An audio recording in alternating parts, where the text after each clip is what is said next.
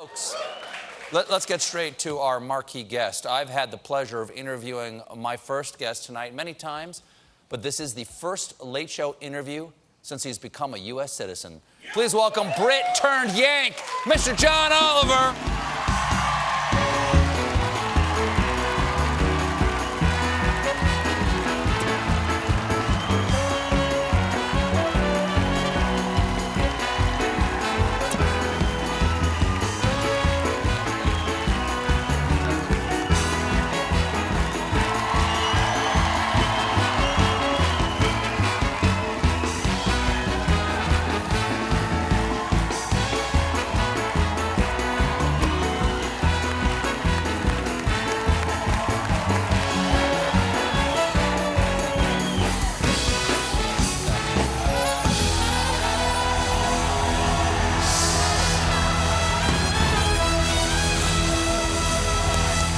Just one for later.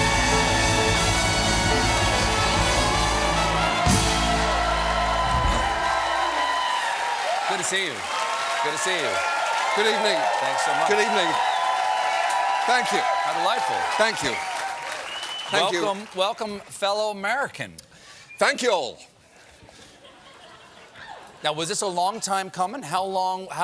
This was a long time coming. Yeah. Yeah? It was. You know, I came to America, much like Eddie Murphy. I too am a fictional African prince. Yes. I came here in 2006, and so I've kind of been wanting this to happen pretty soon after that. So okay. It's been over a decade. But that's kind of par for the course. It takes a long time to become an Oh, American citizen. definitely. And Right. I had to go through a number of visas, then through a green card, then I started applying for citizenship, and then it now takes longer because there's sand in the gears of the system. So Right. my green card expired, and so I had to apply for a second one, and then I got it. So Right. it was unbelievably tense. I thought about it all the time, but I'm incredibly relieved. What is the process like? Is there? I understand there's a test you have to take. I'm slightly out of breath, and that is alarming considering I've literally just been carried out. That's not a good sign. I mean, Have a drink. I don't know what a medical Hydrate. warning sign. I mean, I did that a bit. You all saw that. Yes, sure. But Yeah. I don't think that counts as cardio. Yeah. Yeah. Right. Well, you're an American now. That's true. You don't have That's to true. exercise anymore. Yeah.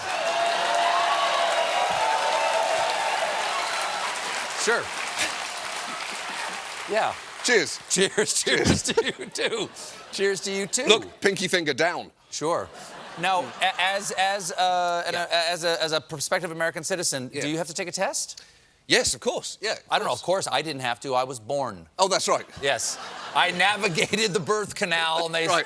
they handed me the little piece of Your paper test when I was, came look down, where are you? Okay, Yes. you're good. Right. No, you do. There's 100 different questions, and Wow. they kind of select 10 of them to fire at you. And it's, What happened at Appomattox? Yeah, I mean, not quite that, but it is things like, you know, what's your state capital, or, you know, who's the president? That's a tough one. It becomes so real every time you say it. Exactly. But it's incredibly nerve-wracking. And the first question they asked me was, what is your phone number? And I was so scared, I forgot. I blanked. I swear this is true. I blanked on my phone number, and then she said, okay, let me just check your social security number. And I went, I don't know what that is either. Oh, this isn't going at all well. So it was utterly petrifying. Did they imagine that perhaps John Oliver was impersonating someone else, or someone was impersonating John Oliver? Yeah, John Oliver, what are they testing you for? I was trying to explain to them why I was so frightened, why the whole process is. I was trying to explain to my wife. I've been anxious about this for a decade. So it's been like ever-present hum in the back of my mind. So there was part of me, even the day of the ceremony, I kind of thought it was going to be a trap. There was a part of me that literally thought they'd open the door and there'd just be plastic sheeting on the ground, like in Goodfellas. Sure. And just Jared Kushner sitting in a swivel chair stroking a hairless cat saying, oh, that would have made more sense to me than the thing I wanted happening. Now, did you have to, renounce the Queen and her empire and all that stuff? I did that years ago anyways. Wow. Oh yeah, we're Americans. Yeah, I guess. We're Americans. No, I am a dual citizen now, so I have two passports, like Jason Bourne. Oh, really? Yeah. Wow. Yeah. Wow. Yeah, that's right. I can go anywhere, kill anyone. That's the Bourne. band, right? I believe that's what it is. You get dual citizenship. I think yeah. his confidence in getting strong and hurting people really came from his ability to live and work anywhere on Earth. You get to vote now as an American. Yes. Are you excited about that? Very excited. Yeah, they signed us up the day that we took the oath. That's fantastic.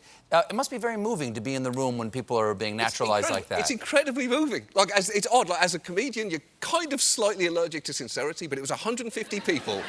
150 people from 49 different countries. Wow. All of us have been waiting a long time for this. I've been waiting like over a decade. There are people that have been waiting for 30 years. So it was a big deal. And there's something very inspiring about the idea of these people choosing America, not just choosing America, but choosing America now. When the country's not at its best. So that's the point, like choosing... That's really hopeful. I really think choosing America now is like falling in love with someone who's vomiting all over themselves, saying, I'm taking a flyer, there's a great human being under here. But that is the thing. It was very inspiring to watch people buy into the idea of America, which obviously outlasts any president. The idea is still sound. America is just an idea. The land doesn't mean anything, really. Well, don't say that to someone at least who's still half British too hard. The land doesn't mean anything. Oh, we'll take that then. I just ask India.